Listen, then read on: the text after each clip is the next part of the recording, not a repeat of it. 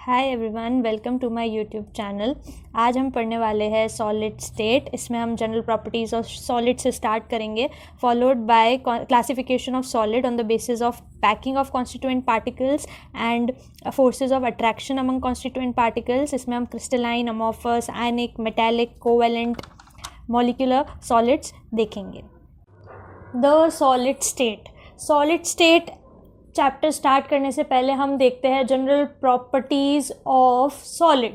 तो सबसे पहला आता है लोएस्ट कंप्रेसिबिलिटी। लोएस्ट कंप्रेसिबिलिटी होती है इसका मतलब ये है कि मान लीजिए कि ये एक सॉलिड है, इस सॉलिड की जगह आप कोई बॉक्स या अपनी बॉटल को भी इमेजिन कर सकते हैं। हम अगर यहाँ से एक्सटर्नल प्रेशर अप्लाई करते हैं, ठीक है, यहाँ पर एक्सटर्नल प्रेशर अप्लाई करेंगे तो क्या ये आसानी से पिचक जाएगा या कंप्रेस हो जाएगा? नहीं, उसके लिए आपको बहुत ज़्यादा एक्सटर्नल प्रेशर अप्लाई करना पड़ेगा। वहीं अगर आप लिक्विड और गैस को देखते हैं, हम सॉलिड को किससे कंपेयर करें, हम लिक्विड और गैस से कंपेयर करें, तो वहाँ पर कंप्रेसिबिलिटी बहुत ईजियर है। इस वजह से वो हाईली कंप्रेसिबल है। आपके सिलेंडर में एलपीजी गैस जो है वो कितना हाईली कंप्रेस करके उस एलपीजी सिलेंडर में भरी जाती है, उसकी कंप्रेसिबिलिटी काफ़ी हाई है। वहीं हमारे सॉलिड की क्या होती है? Lowest compressibility. नेक्स्ट है हमारी सॉलिड की होती है हाईएस्ट डेंसिटी। हाईएस्ट डेंसिटी का मतलब होता है density equals to mass upon volume. कितना मास गिवन वॉल्यूम में आ सकता है। तो सॉलिड में क्योंकि पार्टिकल्स काफ़ी क्लोजली पैक्ड होते हैं, इसकी वजह से आपकी डेंसिटी सॉलिड की बहुत ज़्यादा होती है comparative to liquid and gas. Next is वही जो बात करी टाइटली पैक्ड पार्टिकल्स।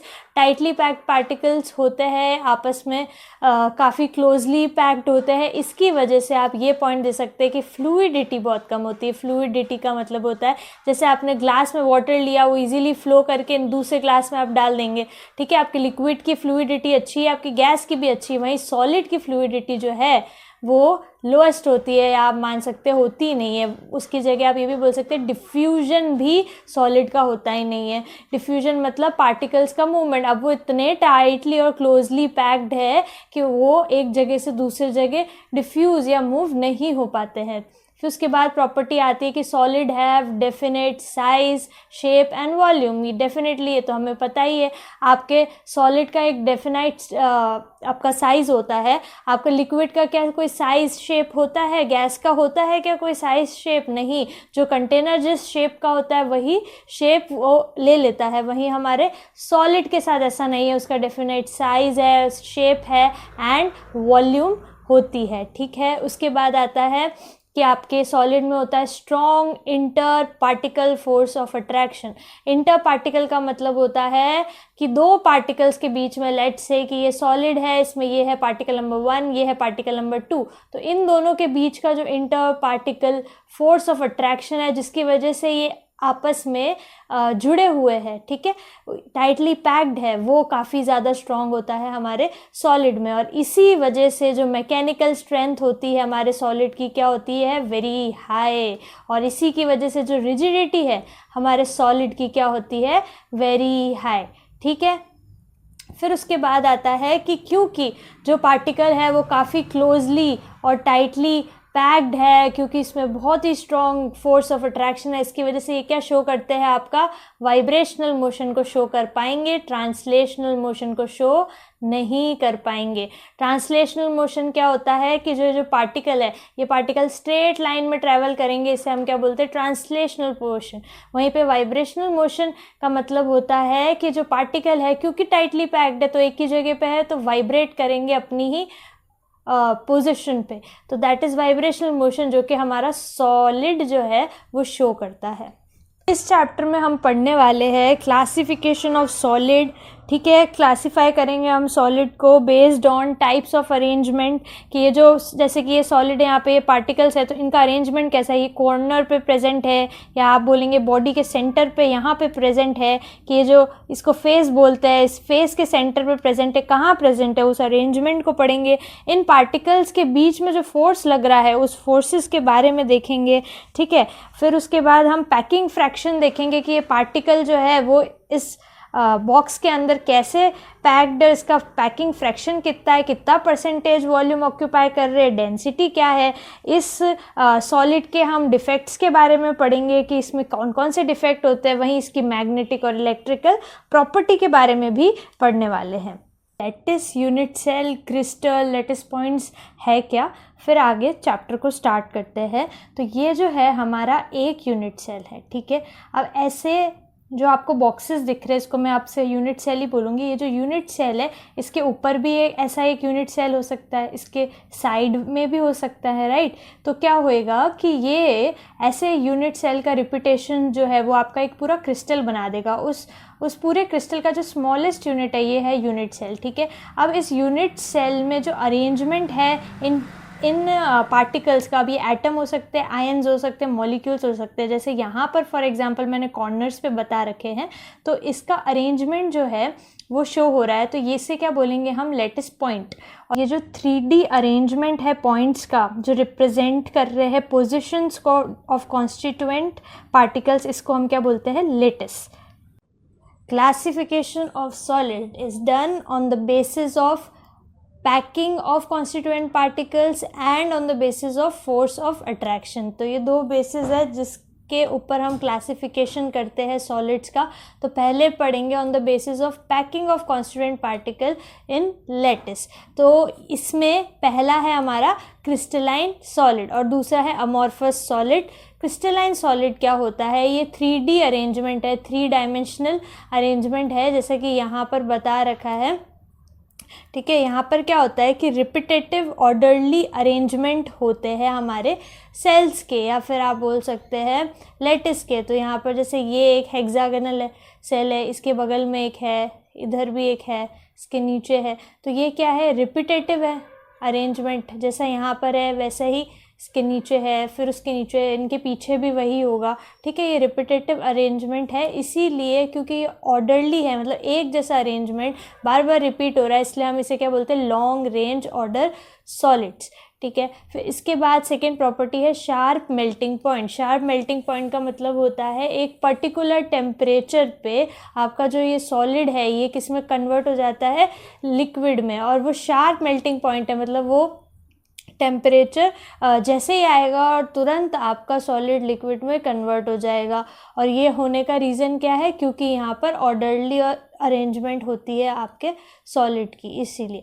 फिर उसके बाद आता है एनाइसोट्रॉपिक प्रॉपर्टी। एनाइसोट्रॉपिक का क्या मतलब होता है कि किसी भी डायरेक्शन में आप जाएंगे तो आपकी physical properties such as mechanical strength हो गई, रिफ्रैक्टिव इंडेक्स हो गया, इलेक्ट्रिकल या थर्मल कंडक्टिविटी हो गई, ये सारी फिज़िकल प्रॉपर्टी आप जाएंगे किसी भी डायरेक्शन में तो वो अलग आएगी। रीज़न क्या है, क्योंकि यहाँ पर ऑर्डरली अरेंजमेंट है। तो मान लीजिए यहाँ से हम यहाँ जाएंगे तो यहाँ पर अलग अरेंजमेंट है, यहाँ से अगर हम लेट्स से इधर जाएंगे तो यहाँ पर एक अलग अरेंजमेंट है।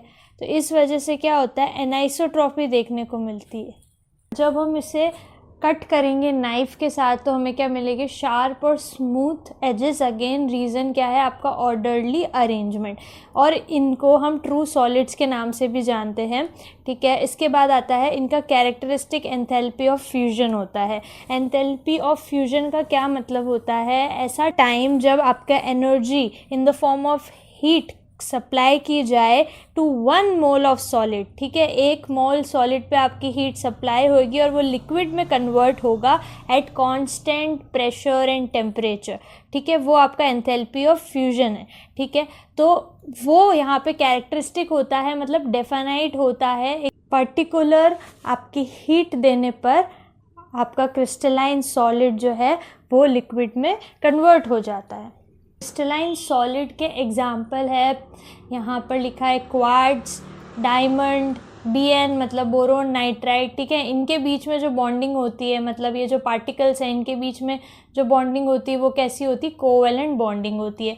वही NaCl, zinc sulphide, caesium chloride, इनके बीच में कैसी बॉन्डिंग होती है, आयनिक क्या बोल सकते हो, electrostatic force of attraction present होता है। फिर उसके बाद आता है आपका सॉलिड आयोडीन, सॉलिड सल्फर भी इसके एग्जाम्पल है, जिनके बीच में weak van der Waals force of attraction present होता है। Next is amorphous solid. आप प्रॉपर्टीज़ देखेंगे तो क्रिस्टलाइन सॉलिड का एग्जैक्टली ऑपोजिट होंगी। यहाँ पर जो पार्टिकल्स है that can be atom, ion और मॉलिक्यूल, वो रैंडमली अरेंज्ड होते हैं, ठीक है, रेगुलर अरेंजमेंट नहीं होता है, एकदम बिखरे हुए होते हैं विदाउट एनी ऑर्डर, ठीक है। इसकी वजह से इसको हम क्या बोलते हैं, हम शॉर्ट रेंज ऑर्डर सॉलिड्स, क्योंकि इसका क्रिस्टलाइन की तरह एक जैसा ऑर्डरली अरेंजमेंट नहीं है, वहाँ पर उसे हम क्या बोल रहे थे, लॉन्ग रेंज ऑर्डर सॉलिड, और यहाँ पर ये है शॉर्ट रेंज। फिर नेक्स्ट आती है बात कि इसका जो मेल्टिंग पॉइंट है वो डिफ्यूज्ड है, वहाँ पर क्या था हमारा, शार्प मेल्टिंग पॉइंट। डिफ्यूज इसलिए है क्योंकि कोई एक पर्टिकुलर टेम्परेचर नहीं है जहाँ पर ये जो सॉलिड है ये मेल्ट हो जाए। ऐसा क्यों है, क्योंकि यहाँ पर ऑर्डरली अरेंजमेंट ना होने की वजह से वाइड रेंज है, कोई एक पर्टिकुलर टेम्परेचर नहीं है, वाइड रेंज ऑफ टेम्परेचर है, इसलिए हम क्या बोलते हैं, डिफ्यूज मेल्टिंग पॉइंट है इसका। फिर उसके बाद आता है आइसोट्रॉपिक है। आइसोट्रॉपिक क्यों है, क्योंकि यहाँ पर आपका ऑर्डरली अरेंजमेंट नहीं है, इसकी वजह से जो आपकी फ़िज़िकल प्रॉपर्टीज़ है सच एज़ हमने पहले भी देखी थी, मैकेनिकल स्ट्रेंथ हो गई, रिफ्रैक्टिव इंडेक्स हो गया, इलेक्ट्रिकल एंड थर्मल कंडक्टिविटी हो गई, ये जो है ये आपकी आएगी सेम इन डिफरेंट डायरेक्शन। तो आप अलग डायरेक्शन में मूव करेंगे, चाहे इधर जाए, तो वो क्या आएगी, आपकी सेम आएगी, क्योंकि यहाँ पर ऑर्डरली अरेंजमेंट नहीं है। तो एज अ होल जो आपकी फिज़िकल प्रॉपर्टी है डायरेक्शन में क्या हो जाती है, सेम हो जाती है। फिर आता है, इसको हम सूडो सॉलिड भी बोलते हैं या फिर सुपर कूल्ड लिक्विड भी बोलते हैं, ठीक है। इसको हम सूडो सॉलिड भी बोलते हैं और सुपर कूल्ड लिक्विड भी बोलते हैं। रीज़न क्या है कि अगेन क्योंकि यहाँ पर ही फॉल्स सॉलिड इसे बोलते हैं। क्योंकि वहाँ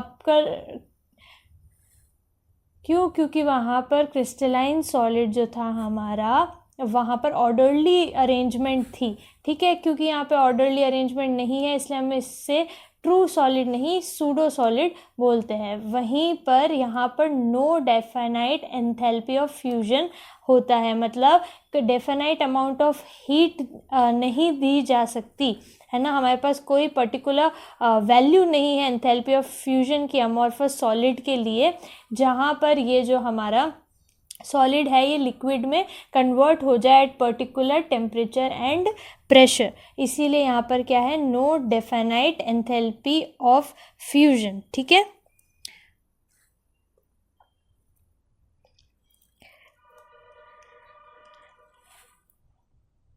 फिर हम बात आती है यहाँ पर, आपका ये पॉइंट रह गया, diffused and irregular edges when cut with knife. तो यहाँ पर जब आप नाइफ से कट करेंगे तो आपके एजेस वहाँ पर कैसे मिल रहे थे, क्रिस्टलाइन में स्मूथ, ठीक है, और यहाँ पर आपको मिलेंगे डिफ्यूज और इरेगुलर एजेस, ठीक है। फिर उसके बाद आता है एग्जाम्पल की, तो अमॉर्फस सॉलिड के एग्जाम्पल पूछेंगे तो आप बता देंगे रबर, ग्लास, प्लास्टिक, ठीक है। और ये डायग्राम आप बता सकते हैं, यहाँ पर क्लियरली आपको इरेगुलरिटीज़ या फिर स्कैटर्ड या रैंडमली अरेंज्ड पार्टिकल्स दिख रहे हैं। Classification of solid on the basis of nature of intermolecular forces. Intermolecular मतलब जो दो मॉलिक्यूल्स हैं उनके बीच के फोर्सेस के नेचर पे आपका क्लासिफिकेशन ऑफ सॉलिड हो सकता है। उस क्लासिफिकेशन में पहला टाइप है आपका आयनिक सॉलिड। आयनिक सॉलिड क्या होते हैं, जो आपके आयन्स होते हैं उनका रेगुलर अरेंजमेंट। आयन्स आपके पॉजिटिव भी हो सकते हैं और नेगेटिव भी हो सकते हैं, तो जो पॉजिटिव आयन है वो नेगेटिव आयन को अट्रैक्ट करेगा, हमें पता है ऑपोजिट अट्रैक्ट। तो यहाँ पर आपका पॉजिटिव और नेगेटिव आयन आपस में मिलके AB जो यहाँ पर मैंने क्या बनाया है आयनिक सॉलिड, इसे पॉजिटिव चार्ज नेगेटिव चार्ज को न्यूट्रलाइज कर देगा। अब इनके बीच में क्या होता है, electrostatic force. Electrostatic force in charges के बीच का फोर्स ही होता है, ठीक है। फिर उसके बाद बात आती है जो आयनिक सॉलिड होते हैं ये आपके होते हैं हार्ड, ब्रिटल, ठीक है। हार्ड एंड ब्रिटल होते हैं। ब्रिटल का मतलब होता है, आप जैसे नमक को देख सकते हैं, नमक के जो स्मॉल पार्टिकल्स होते हैं वो कैसे होते हैं, हार्ड होते हैं, और ब्रिटल होते हैं कि आप एक बार उसे मतलब मारेंगे अगर उसके बड़े से सॉलिड के फॉर्म को, तो वो टाइनी पार्टिकल्स में टूट जाएगा फटाफट, उसे हम बोलते हैं ब्रिटलनेस, ठीक है। फिर उसके बाद आती है आयनिक सॉलिड की जो मेल्टिंग पॉइंट है वो क्या होता है, हाई होता है, मतलब काफ़ी ज़्यादा टेम्परेचर लगेगा इन सॉलिड को लिक्विड में चेंज करने के लिए। फिर बात आती है कि जो सॉलिड फॉर्म में जो आयनिक सॉलिड्स होते हैं वो कैसे होते हैं, इंसुलेटर, मतलब वो इलेक्ट्रिसिटी कंडक्ट नहीं करेंगे, क्योंकि सॉलिड में आप देख ही सकते हैं कि ये आपस में इलेक्ट्रोस्टैटिक फोर्स ऑफ अट्रैक्शन की वजह से टाइटली बॉन्डेड है, तो अभी ये इलेक्ट्रिसिटी कंडक्ट नहीं कर पाएंगे, ठीक है। वहीं अगर ये मोल्टन स्टेट में है तो जो चार्जेस है, ठीक है, ये जो पार्टिकल्स है ये आपस में हल्का सा इनके बीच में जो अट्रैक्शन है, इलेक्ट्रोस्टैटिक अट्रैक्शन है, वो कम हो जाएगा और ये इजीली क्या कर पाएंगे, फ्लो कर पाएंगे और आपका इलेक्ट्रिसिटी कंडक्ट करवा पाएंगे। Next is high enthalpy of vaporisation. इसका मतलब है कि जो ये आयनिक सॉलिड है ये आपके लिक्विड में कन्वर्ट होंगे और लिक्विड जो है वो गैस में कन्वर्ट होगा। वो कन्वर्जन के लिए जो एनर्जी रिक्वायर्ड होगी वो काफ़ी हाई होगी यहाँ पर। फिर बात आती है जो आयनिक सॉलिड होते हैं वो सॉल्यूबल होते हैं पोलर सॉल्वेंट में और इनसॉल्यूबल होते हैं नॉन पोलर सॉल्वेंट में। तो सबसे पहले हम देखते हैं पोलर और नॉन पोलर क्या होता है। पोलर जैसे कि वाटर, यहाँ पे देख सकते हैं कि जो वाटर है यहाँ ऑक्सीजन है, ये हाइड्रोजन है। ऑक्सीजन क्योंकि ज़्यादा इलेक्ट्रोनेगेटिव है तो यहाँ पर पार्शियल नेगेटिव चार्ज आ गया और यहाँ हाइड्रोजन पे आ गया पार्शियल पॉजिटिव चार्ज। तो यहाँ पर क्या हो रहा है, जो हमारा डाइपोल है that is towards the more electronegative atom, तो यहाँ पर ये हाइड्रोजन से ऑक्सीजन की तरफ जा रहा है और जो रिजल्टेंट है वो यहाँ कहीं ऊपर के साइड आएगा, मतलब इसका डाइपोल मोमेंट ज़ीरो तो नहीं होगा, ठीक है। फिर वहीं पर हम देखते हैं नॉन पोलर के एग्जाम्पल। यहाँ पर जैसे कि मैंने बेंजीन ले रखा है, CS2 ले रखा है, CCl4 ले रखा है। अब यहाँ पर आप CS2 से समझ सकते हैं कि यहाँ पे जैसे कि सल्फ़र ज़्यादा इलेक्ट्रोनेगेटिव है तो इस तरफ एक डाइपोल का एरो होगा और एक एरो इस साइड होगा, तो ये दोनों एरो आपस में क्या हो जाएंगे, कैंसिल आउट होने की वजह से ओवरऑल मॉलिक्यूल का जो डाइपोल है वो ज़ीरो हो जाएगा। सिमिलरली यहाँ पर भी डाइपोल का जो मोमेंट होगा वो आपस में पूरा का पूरा क्या हो जाएगा, कैंसिल आउट, तो यहाँ पर ज़ीरो आ जाएगा। और यही ये परफेक्ट टेट्राहेड्रल है, इसकी वजह से जो रिजल्टेंट आएगा यहाँ पर ऊपर के साइड आएगा एक डाइपोल का एरो और इन तीनों का रिजल्टेंट नीचे की तरफ आएगा, तो ये ऊपर वाला और नीचे वाला आपस में कैंसिल होकर ज़ीरो डाइपोल हो जाएगा, ठीक है। तो ये क्या हो गया, non polar.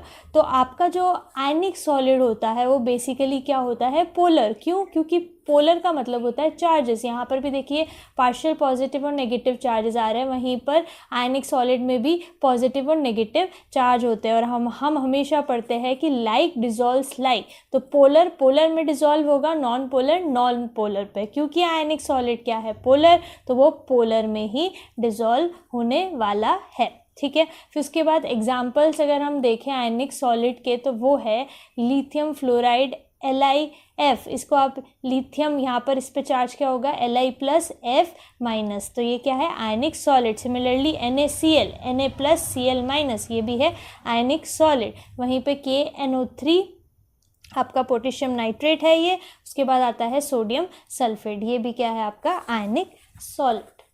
Next is metallic solid. Metallic solid के दो मेन कॉन्स्टिट्यूएंट है। पहला है मेटेलिक कोर या फिर कर्नल, जो ये पॉजिटिव आपको सर्कल दिख रहा है ये है मेटेलिक कोर या फिर कर्नल, और it is surrounded by electrons, जिसको आप क्या बोलते हैं, सी ऑफ इलेक्ट्रॉन्स, ठीक है। तो ये हो गए दो कॉन्स्टिट्यूएंट हमारे मेटेलिक सॉलिड के।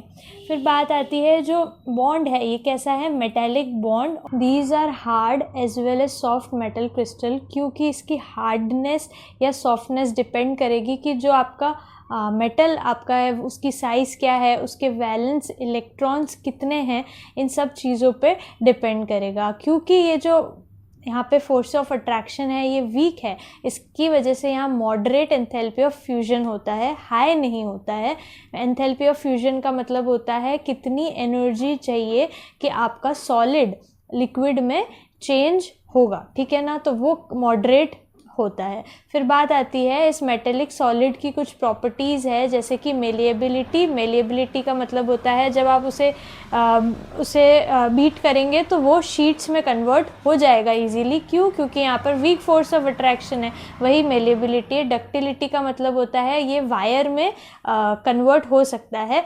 फिर उसके बाद ये मेटेलिक लस्टर शो करता है, मतलब शाइनिंग आपकी दिखेगी, एक टेक्सचर दिखेगा मेटल का। फिर थर्मल एंड इलेक्ट्रिकल कंडक्टिविटी होती है। रीज़न क्या है? अगेन सी ऑफ इलेक्ट्रॉन्स, क्योंकि यहाँ पर सी ऑफ इलेक्ट्रॉन्स है तो यहाँ पर इलेक्ट्रॉन्स का फ्लो होगा जो कि रिस्पॉन्सिबल है किसके लिए? आपका थर्मल और इलेक्ट्रिकल कंडक्टिविटी के लिए। अब मेटेलिक सॉलिड के एग्जाम्पल हो जाएंगे आपके कॉपर, आयरन, निकल या मेटल अलॉयज़। मेटल अलॉयज़ का मतलब होता है कॉम्बिनेशन ऑफ मेटल्स, जैसे कि हमारा ब्रास हो गया, ब्रोंज हो गया, ये सब मेटल अलॉयज़ भी मेटेलिक सॉलिड में आ जाएंगे।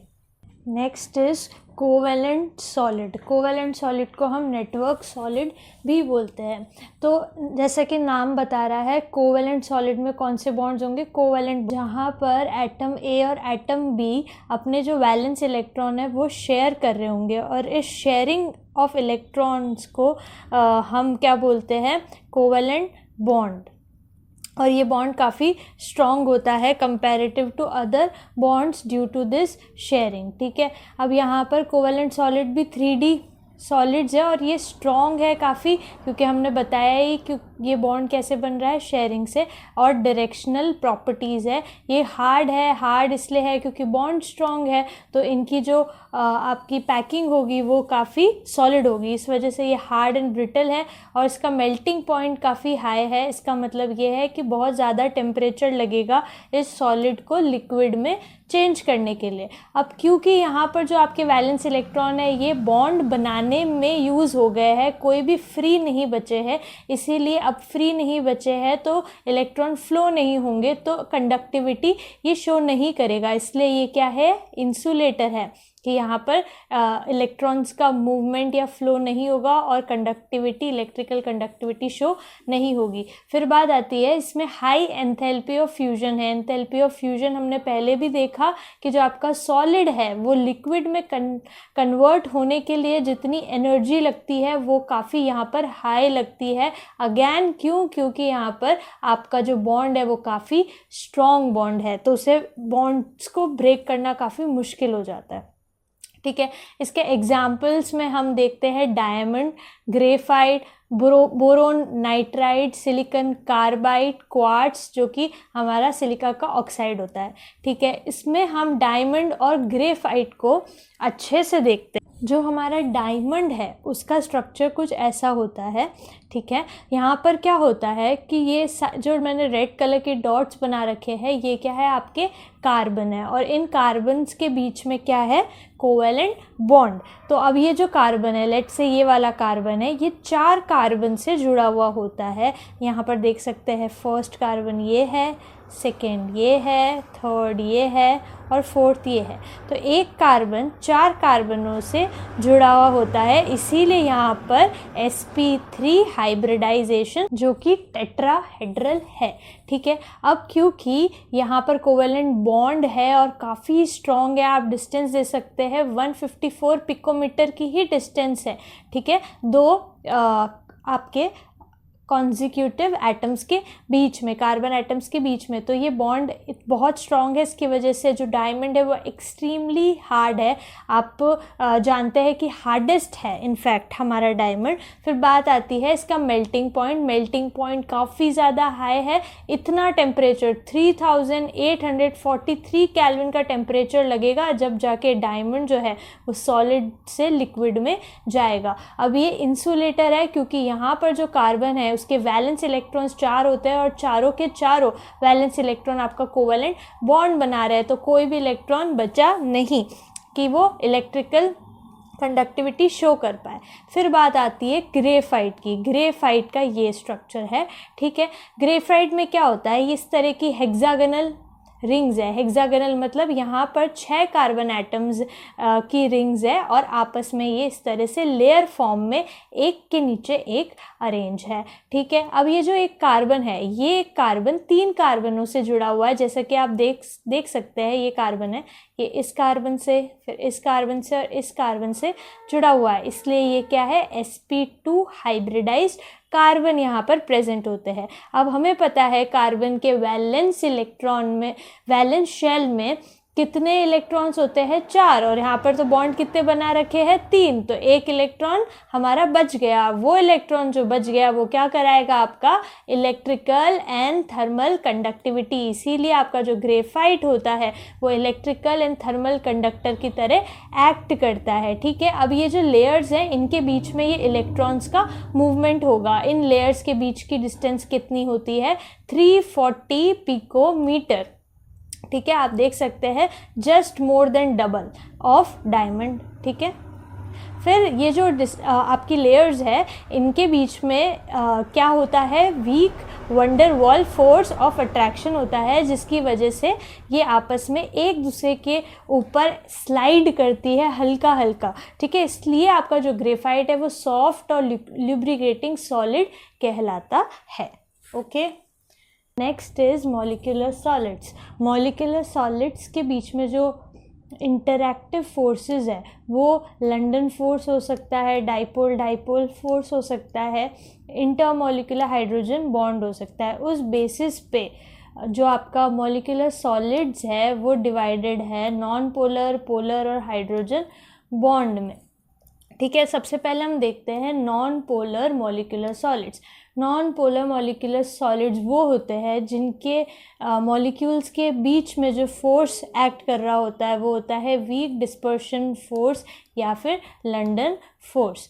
ठीक है, तो यहाँ पर जो आपकी कंडक्टिविटी है वो शो नहीं होती है, ये नॉन कंडक्टर होता है, क्योंकि यहाँ पर डाइपोल मोमेंट 0 होता है, जैसा कि पहले मैं एक्सप्लेन कर चुकी हूँ। इसकी वजह से यहाँ पर जो है हम देखने को मिलता है नो कंडक्टिविटी। फिर बात आती है, इसका मेल्टिंग पॉइंट काफ़ी कम होता है।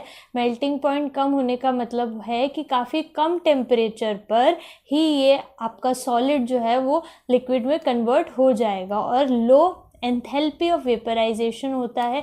एंथैल्पी ऑफ वेपराइजेशन का मतलब होता है जो सॉलिड लिक्विड में कन्वर्ट होगा, फिर लिक्विड जो गैस में कन्वर्ट होगा वो भी काफ़ी कम टेम्परेचर पे हो जाएगा। ये वॉलेटाइल इन नेचर होता है। वॉलेटाइल का मतलब होता है कि रूम टेम्परेचर पर और प्रेशर पर ही ये लिक्विड या फिर गैस स्टेट पे आपको मिल जाते हैं। ठीक है, फिर इसके एग्जांपल्स हैं हमारे पास, आयोडीन ये लिक्विड में प्रेजेंट होता है, वहीं solid hydrogen, solid carbon dioxide जिसको हम ड्राई आइस भी बोलते हैं, नेप्थलीन। नेप्थलीन भी आपको पता है हाईली वॉलेटाइल होता है। नेप्थलीन बॉल्स जो सॉलिड में होती है वो गैस में कन्वर्ट इजीली हो जाती है, क्योंकि उसमें वीक लंडन फोर्सेस प्रेजेंट होते हैं, इसलिए कम टेम्परेचर या रूम टेम्परेचर पर ही ये हाईली वॉलेटाइल होते हैं। नेक्स्ट है पोलर मॉलिक्यूलर सॉलिड। पोलर नाम में ही समझ में आ रहा है, पोलर मतलब पॉजिटिव या नेगेटिव चार्जेस का इंटरेक्शन होगा, चाहे वो पार्शियल पॉजिटिव या पार्शियल नेगेटिव चार्ज ही क्यों ना हो। तो यहाँ पर कैसा फोर्स लगेगा, डाइपोल डाइपोल फोर्स। डाइपोल का मतलब 2 पोल है, पॉजिटिव और नेगेटिव पोल। एग्जाम्पल से समझते हैं कि यहाँ पर जैसे HCl ले रखा है, यहाँ पर आपका क्लोरीन जो है वो ज़्यादा इलेक्ट्रोनेगेटिव होता है, इसलिए यहाँ पे पार्शियल नेगेटिव चार्ज होगा, और यहाँ हाइड्रोजन पे पार्शियल पॉजिटिव। तो यहाँ पर क्या है, डायपोल, 2 पोल है, पॉजिटिव और नेगेटिव। सिमिलरली NH3 भी इसका एग्जाम्पल है। NH3 पे भी आप देख सकते हैं नाइट्रोजन ज़्यादा इलेक्ट्रोनेगेटिव है, तो यहाँ पर पार्शियल नेगेटिव और हाइड्रोजनों पे पार्शियल पॉजिटिव आ जाएगा। फिर आता है SO2। SO2 में भी देख सकते हैं कि जो ऑक्सीजन है वो ज़्यादा इलेक्ट्रोनेगेटिव है, तो इसलिए यहाँ पे पार्शियल नेगेटिव और पार्शियल पॉजिटिव हो गया। तो यहाँ पर क्या हो रही है, dipole dipole force of interaction. तो यहाँ पर जो मॉलिक्यूल्स हैं इनके बीच में HCl के बहुत सारे मॉलिक्यूल्स होंगे, उनके बीच में क्या लग रहा होगा, डाइपोल डाइपोल फोर्स। फिर यहाँ पर बात आती है, ये भी नॉन कंडक्टिंग इन नेचर होते हैं, ठीक है, कोई फ्री इलेक्ट्रॉन नहीं है जो कि इलेक्ट्रिसिटी कंडक्ट करवा पाए। इसका भी यहाँ पर लो मेल्टिंग पॉइंट, यहाँ पर लो बॉइलिंग पॉइंट है, क्योंकि यहाँ पर वीक इंटरमोलिकुलर फोर्सेस है, जिसकी वजह से बॉइलिंग काफ़ी आसान हो जाती है। पर ओवरऑल अगर हम देखें तो पूरी तरीके से ब्रेक करना तो मुश्किल है इन पोलर मॉलिक्यूल्स को, इसलिए हाई एंथैल्पी ऑफ वेपराइजेशन है। फिर आता है next hydrogen bond. Hydrogen bond जो है एक तरह का पोलर मॉलिक्यूलर सॉलिड ही है, पर यहाँ पर जो है हमारा पॉजिटिव पोल हाइड्रोजन होना चाहिए और negative pole either fluorine, oxygen या नाइट्रोजन में से एक होना चाहिए। तो वहाँ पर क्या लगेगा, intermolecular hydrogen bonding. Intermolecular hydrogen bonding मतलब जैसे ये वाटर का मॉलिक्यूल है, तो यहाँ पर ऑक्सीजन ज़्यादा इलेक्ट्रोनेगेटिव है, तो यहाँ पे पार्शियल नेगेटिव आ गया और यहाँ पार्शियल पॉजिटिव आ गया। यहीं बगल में एक और वाटर का मॉलिक्यूल होगा, तो वहाँ पर ये हाइड्रोजन क्या करेगा, ऑक्सीजन से इंटरैक्ट करेगा, तो वो उनके बीच में होएगा हमारा हाइड्रोजन बॉन्डिंग, जो कि काफ़ी एक स्ट्रॉन्ग बॉन्ड होता है, ठीक है। ये भी नॉन कंडक्टर है क्योंकि यहाँ पर भी कोई भी फ्री इलेक्ट्रॉन नहीं है, और यहाँ पर भी आपका जो एंथैल्पी ऑफ वेपराइजेशन है वो काफ़ी हाई होता है due to strong hydrogen bond between molecules. फिर यहाँ पर ये वॉलेटाइल लिक्विड या फिर सॉफ्ट सॉलिड कहलाता है under room temperature and pressure, और इसका एग्जाम्पल है आइस। नेक्स्ट क्लास में हम crystal lattice, unit cell and calculation of number of atoms in unit cell continue करेंगे। Thank you.